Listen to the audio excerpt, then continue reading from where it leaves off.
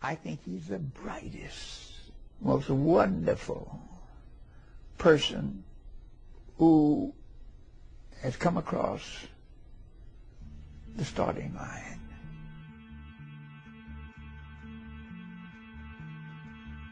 I was introduced to him by a friend who's raising money for him. The friend's name is Dr. Khalid Al-Mansour from Texas. Now we're at a juncture in history that unless the white masses really understand and the black masses really understand, there's going to be the largest bloodbath in America.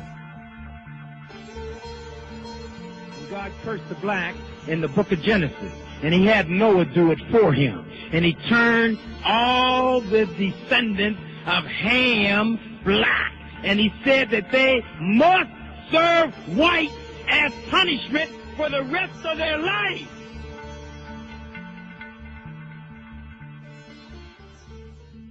He is the principal advisor to one of the world's richest men.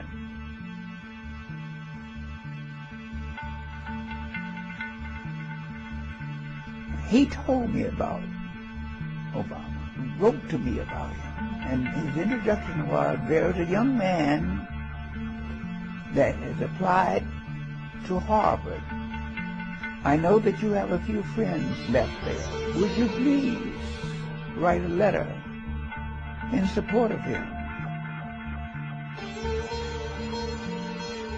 So white people don't feel bad. Whatever you do to them, they deserve it. God wants you to do it. And that's when you cut off the nose, cut off the ears, take flesh out of their body.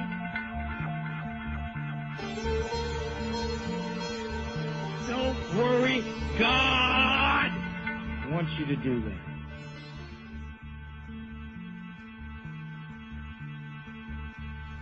And I wrote a letter in support of him to my friends at Harvard. But the white Jews took over Judaism. And they are the ones who are saying, we want Jerusalem. We want Samaria. We want the Arab language. And they say, when you ask them, why do you want them? They say, God gave it to us. That's a lie. God gave you nothing. The friend's name is Dr. Khalid Al-Mansour. Right? You're not dumb. So if somebody's lying to you, you know they're lying to you.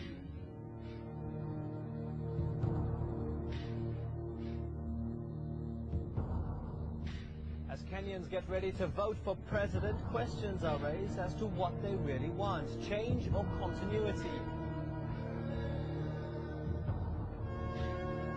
Opinion polls show just a few points separating incumbent Mwai Kibaki and the opposition's Raila Odinga. Allegations of vote rigging are emerging even before a single ballot has been cast.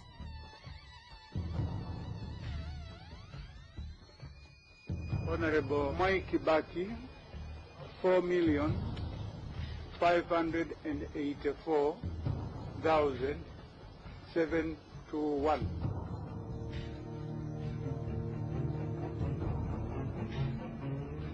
Honorable Raila Odinga, 4,352,993.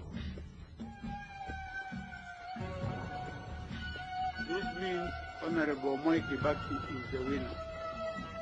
The Commission therefore declares Honorable Mwai Kibaki as the President of Kenya. Raila Odinga says he had no alternative but to call for demonstrations. This is what's been unleashed in Kenya. Ethnic warfare at its most basic and most brutal. In the town of Kisumu, people are desperate to get out by whatever means they can after dozens were killed in the unrest there.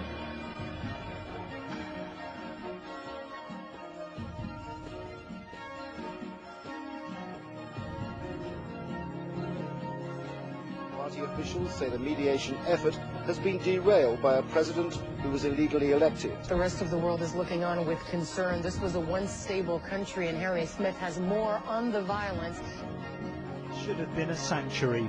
The church in Eldoret was full of people, many women and children, fleeing violent mobs. But they were hunted down. Their place of worship was set alight. They stood no chance. And Mr. Odinga told Al Jazeera that Mwai Kibaki is deliberately sabotaging any move towards settlement.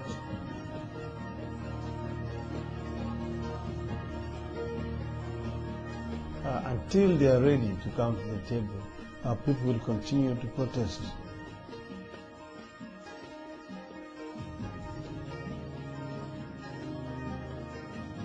Supporters of the opposition leader brandishing machetes to chants of no peace.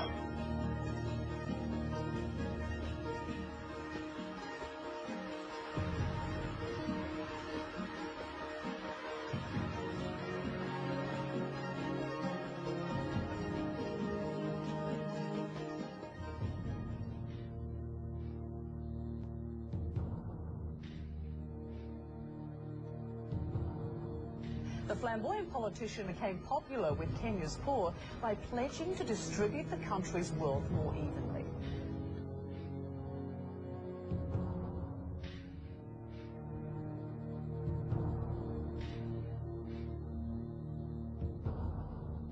Like Kibaki, Odinga was educated abroad. Like his opponent, is one of Kenya's wealthy elite.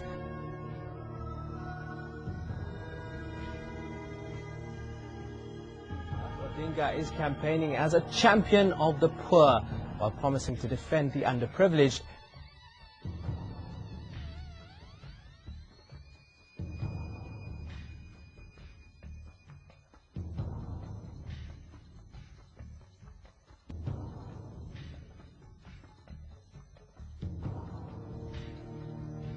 She might be veiled, but the political affiliation of this Muslim woman is in no doubt. Raila Odinga, the leading opposition candidate, is her choice.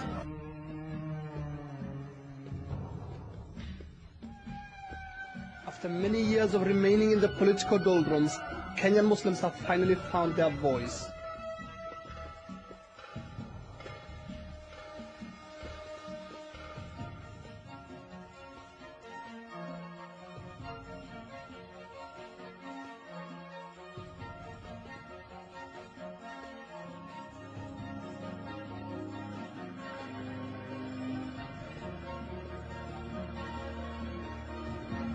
This is a community that has been ignored in the past, but which has emerged as a political force in the run-up to the coming elections.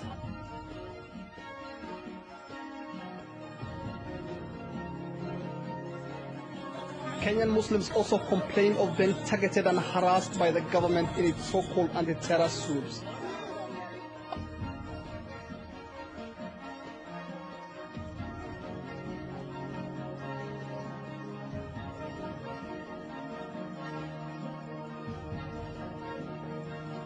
Najib Balala is the leading Muslim politician in the country. He is the architect of the moves to unite Muslims behind Raila Odinga. And he says he has no regrets. Our way of life is threatened. And the only way is to negotiate with political leadership so we can be safeguarded.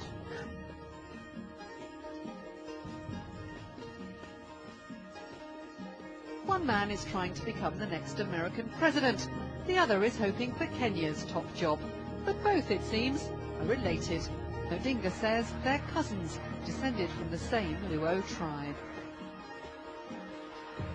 President Obama, Barack Obama's father, is actually my maternal uncle. You're related to him? Yes.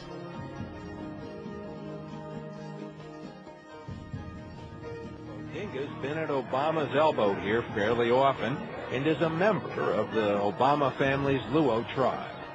Just because somebody somewhere wants to run for president and he's using Senator Obama as his stooge, as his puppet.